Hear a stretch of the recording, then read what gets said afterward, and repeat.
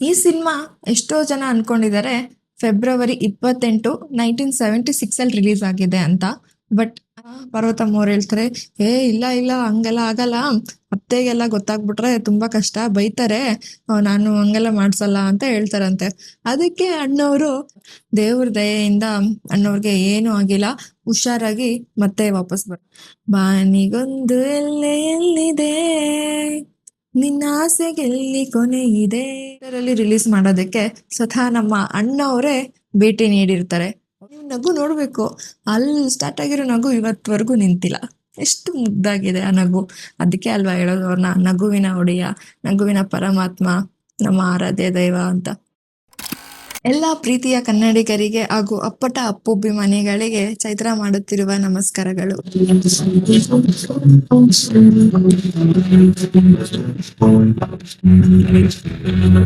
ಇವತ್ತಿನ ನನ್ನ ವಿಶೇಷತೆ ಏನು ಅಂತ ಅಂದ್ರೆ, ನನ್ನ ಪ್ರೀತಿಯ ಪವರ್ ಸ್ಟಾರ್ ಅಪ್ಪು ಸರ್ ಅವರು ಸಿನಿಮಾ ರಂಗಕ್ಕೆ ಬಂದು 50 ವರ್ಷಗಳು ಪೂರೈಸಿದೆ. ತುಂಬಾನೇ ಖುಷಿ ಆಗ್ತಿದೆ. ಅಪ್ಪು ಸರ್ದು 50 ಇಯರ್ಸ್ ನ ನಮ್ಮ ಸ್ಯಾಂಡಲ್ವುಡ್ ಅಲ್ಲಿ ಸೆಲೆಬ್ರೇಟ್ ಮಾಡ್ತಿರೋದು. ಪ್ರೇಮದ ಕಾಣಿಕೆ ಇದು ಕೇವಲ ಒಂದು ಚಿತ್ರವಲ್ಲ, ಇದು ಅಪ್ಪು ಅಭಿಮಾನಿಗಳಿಗೆ ಒಂದು ಎಮೋಷನ್. ಈ ಸ್ಪೆಷಲ್ ಮೂವಿ ಬಗ್ಗೆ ಇವತ್ತು ನಾನು ನಿಮ್ಗೆ ಈ ವಿಡಿಯೋ ಅಲ್ಲಿ ತಿಳಿಸ್ಕೊಳ್ತಾ ಹೋಗ್ತೀನಿ. ನನಗೆ ಗೊತ್ತಿರುವಂತಹ ಮಾಹಿತಿಗಳನ್ನ ನಾನು ಇವತ್ತು ನಿಮ್ಗೆ ಈ ವಿಡಿಯೋ ಅಲ್ಲಿ ತಿಳಿಸ್ತೀನಿ.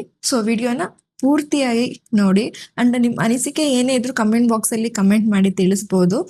ಈ ಸಿನಿಮಾ ಎಷ್ಟೋ ಜನ ಅನ್ಕೊಂಡಿದ್ದಾರೆ ಫೆಬ್ರವರಿ 28 1976 ಅಲ್ಲಿ ರಿಲೀಸ್ ಆಗಿದೆ ಅಂತ.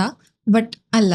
ಯಾಕೆ ಆತರ ಜನ ಅನ್ಕೊಂಡಿದ್ದಾರೆ ಅಂತ ಅಂದ್ರೆ, ಸಿನಿಮಾ ಫಸ್ಟ್ ಸ್ಟಾರ್ಟ್ ಆಗ್ಬೇಕಾದ್ರೆ ಟೈಟಲ್ ಅಲ್ಲಿ ಡೇಟ್ ತೋರಿಸ್ತಾರೆ, ರಿಲೀಸ್ ಡೇಟ್ ಬಂದು February 28 1976 ಅಂತ.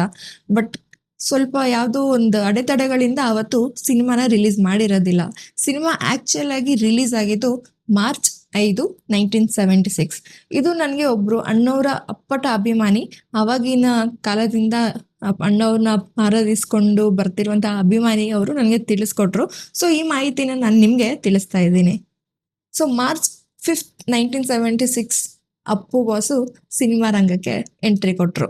ಪ್ರೇಮದ ಕಾಣಿಕೆ ಅನ್ನೋದು ಅಪ್ಪು ಅಭಿಮಾನಿಗಳ ಪಾಲಿಗೆ ಅದು ಒಂದು ಜಸ್ಟ್ ಫಿಲಮ್ ಅಲ್ಲ, ಅದು ನಮ್ಮ ಎಲ್ಲರ ಪಾಲಿಗೆ ಒಂದು ಎಮೋಷನ್.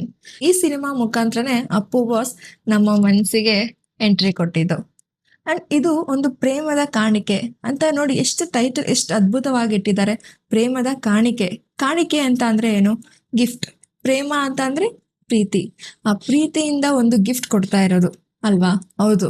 ನೀವು ಹಂಗ್ ನೋಡ್ತಾ ಹೋದ್ರೆ ಅಣ್ಣವರು ಹಾಗೂ ಪಾರ್ವತಮ್ಮ ಅವರು ನಮ್ಗೆ ಪ್ರೀತಿಯಿಂದ ಕೊಟ್ಟಿರುವಂತಹ ಕಾಣಿಕೆನೆ ನಮ್ಮ ಪ್ರೀತಿಯ power star Puneeth Rajkumar, Appu sir. ಇದು ಹೇಗೆ ಎಲ್ಲಿಂದ ಹೆಂಗ್ ಲಿಂಕ್ ಆಯ್ತು ಅಂತ ಗೊತ್ತಿಲ್ಲ. ಅಪ್ಪು ಬಾಸ್ ನಮ್ಗೆ ದೇವ್ರು ಕೊಟ್ಟಿರೋ ವರ ಅಲ್ವಾ? ಎಷ್ಟೋ ಜನರ ಪಾಲಿಗೆ ಅವರು ದೇವ್ರಾಗಿದ್ರು.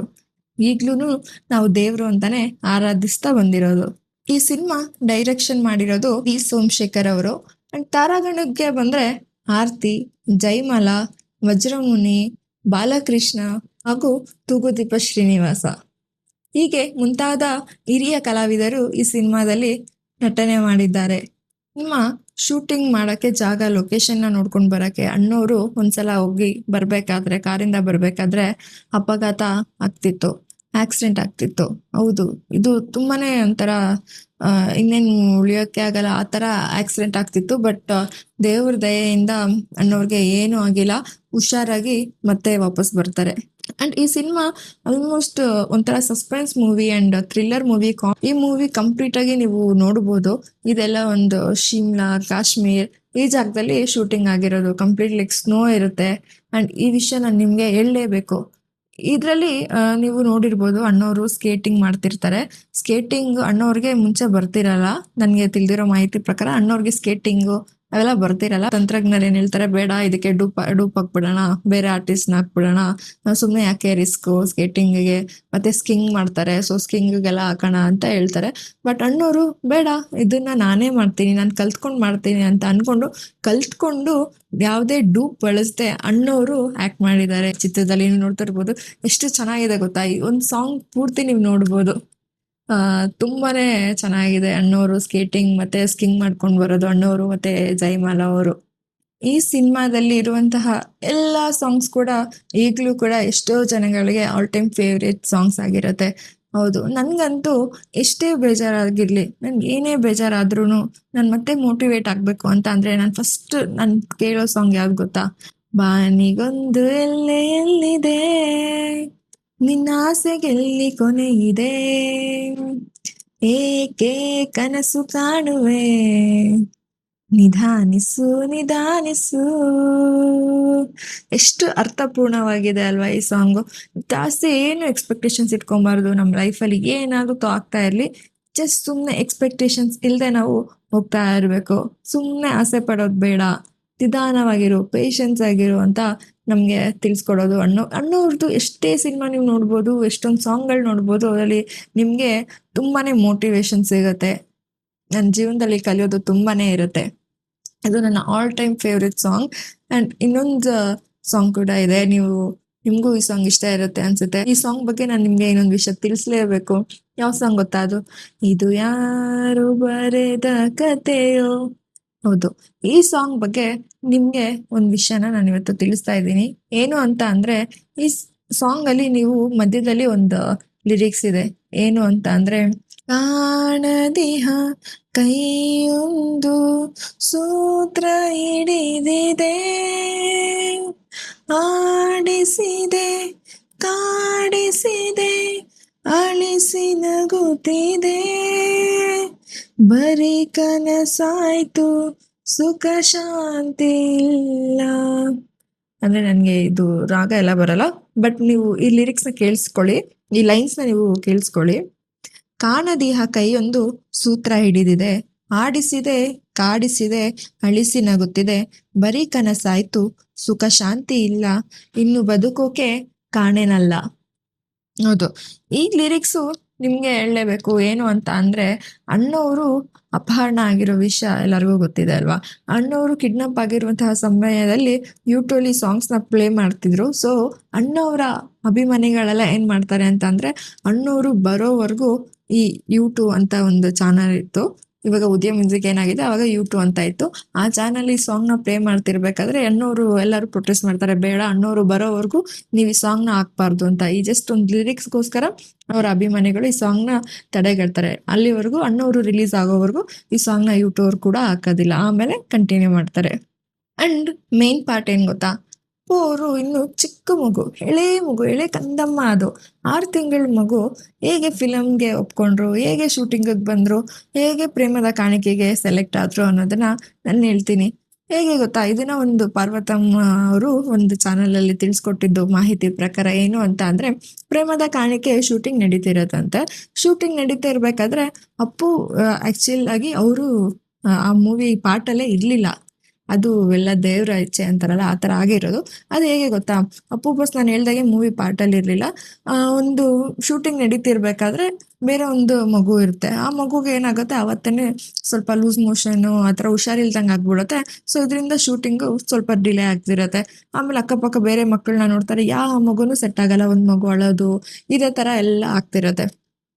ಆಮೇಲೆ ಏನ್ ಮಾಡ್ತಾರೆ ಅಂದ್ರೆ, ಅಣ್ಣವರು ಶೂಟಿಂಗ್ ಅಲ್ಲಿ ಇರ್ಬೇಕಾದ್ರೆ ಪಾರ್ವತಮ್ಮ ಅವರು ಹೋಗಿರ್ತಾರಲ್ವ. ಸೊ ಪಾರ್ವತಮ್ಮ ಅವರು ಚಿಕ್ಕ ಮಗು, ಒಂದು ಪುಟ್ಟ ಮುದ್ದು ಕಂದಮ್ಮ ಅಪ್ಪು ಬಾಸ್ನ ಕರ್ಕೊಂಡು ಶೂಟಿಂಗ್ ಸೆಟ್ಗೆ ಹೋಗಿರ್ತಾರೆ. ಅವಾಗ ಅಣ್ಣವ್ರು ಏನ್ ಮಾಡ್ತಾರೆ, ಅಲ್ಲೋ ಕೂಸ್ಕೊಂಡು ನೋಡು ಪಾರ್ವತಿ, ಈ ತರ ಆಗ್ಬಿಟ್ಟಿದೆ, ಏನ್ ಮಾಡೋದು, ಹೆಂಗೂ ಪಾಪು ಇದೆ ಅಲ್ವಾ, ಸೊ ನಮ್ಮ ಮಗುನೇ ಹಾಕ್ಸ್ಬಿಡೋಣ, ಹಂಗೆ ಹಿಂಗೆ ಅಂತ ಹೇಳ್ತಾರೆ. ಅವಾಗ ಪಾರ್ವತಮ್ಮ ಅವ್ರು ಹೇಳ್ತಾರೆ, ಇಲ್ಲ ಇಲ್ಲ ಹಂಗೆಲ್ಲ ಆಗಲ್ಲ, ಅತ್ತೆಗೆಲ್ಲ ಗೊತ್ತಾಗ್ಬಿಟ್ರೆ ತುಂಬಾ ಕಷ್ಟ, ಬೈತಾರೆ, ನಾನು ಹಂಗೆಲ್ಲ ಮಾಡ್ಸಲ್ಲ ಅಂತ ಹೇಳ್ತಾರಂತೆ. ಅದಕ್ಕೆ ಅಣ್ಣವರು, ಇಲ್ಲ ಅದೇನಾದ್ರು ಆಗ್ಲಿ ನೋಡ್ಕೊಂತೀನಿ, ನೋಡು ತುಂಬಾ ಶೂಟಿಂಗಿಗೆ ಪ್ರಾಬ್ಲಮ್ ಆಗ್ತಿದೆ, ಒಂದೇ ಒಂದ್ ಸೀನು ಇದೊಂದು ಮಾಡ್ಬಿಡ್ಲಿ ಅಂತ ಹೇಳ್ತಾರಂತೆ. ಹಂಗೇಳಿ ಪಾರ್ವತಮ್ಮ ಅವ್ರಿಗೆ ಒಪ್ಸಿ ಕರ್ಕೊಂಡೋಗಿರೋ ಮಗುನ ಇವತ್ತು ನಮ್ಗೆ ಪ್ರೇಮದ ಕಾಣಿಕೆಯಾಗಿ ಸಿಕ್ಕಿರೋದು.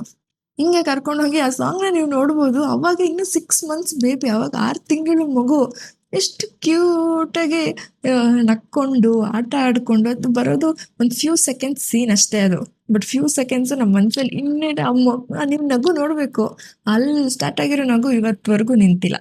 ಎಷ್ಟು ಮುದ್ದಾಗಿದೆ ಆ ನಗು.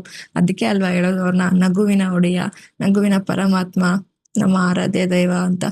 ಇನ್ನೊಂದು ವಿಷಯನ ನಾನು ನಿಮ್ಗೆ ಹೇಳ್ಬೇಕು. ಅಣ್ಣವರ ಅಭಿಮಾನಿ ಆಗಿರುವಂತವ್ರು ಪಲ್ಲವಿ ಥಿಯೇಟರ್ನ ನಿರ್ಮಾಣಿಸ್ತಾರೆ.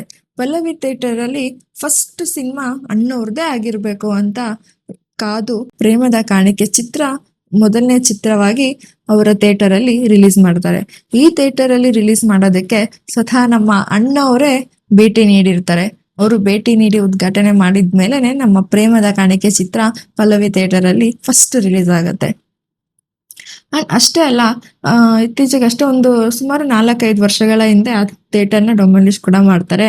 ಅವಾಗ ಕೂಡ ಆ ಅಭಿಮಾನಿ ಏನ್ ಮಾಡ್ತಾರೆ ಅಂತಂದ್ರೆ, ನಮ್ಮ ಥಿಯೇಟರ್ ಅಲ್ಲಿ ಲಾಸ್ಟ್ ಚಿತ್ರ ಅಂದ್ರೆ ಕೊನೆ ಚಿತ್ರ ಕೂಡ ಅಣ್ಣವ್ರದೇ ಆಗಿರ್ಬೇಕು ಅಂತ ಅಂದು ಅಣ್ಣವರು ಹಾಗೂ ನಮ್ಮ ಪ್ರೀತಿಯ ಅಪ್ಪು ಅವರು ಅಭಿನಯಿಸಿರುವಂತಹ ಭಕ್ತಪರರಾದ ಚಿತ್ರನ ಅಲ್ಲಿ ರಿಲೀಸ್ ಮಾಡಿ, ಅಲ್ಲಿ ಒಂದು ಪ್ಲೇ ಮಾಡಿ ಆಮೇಲೆ ಥಿಯೇಟರ್ನ ಡೆಮಾಲಿಷ್ ಮಾಡ್ತಾರೆ.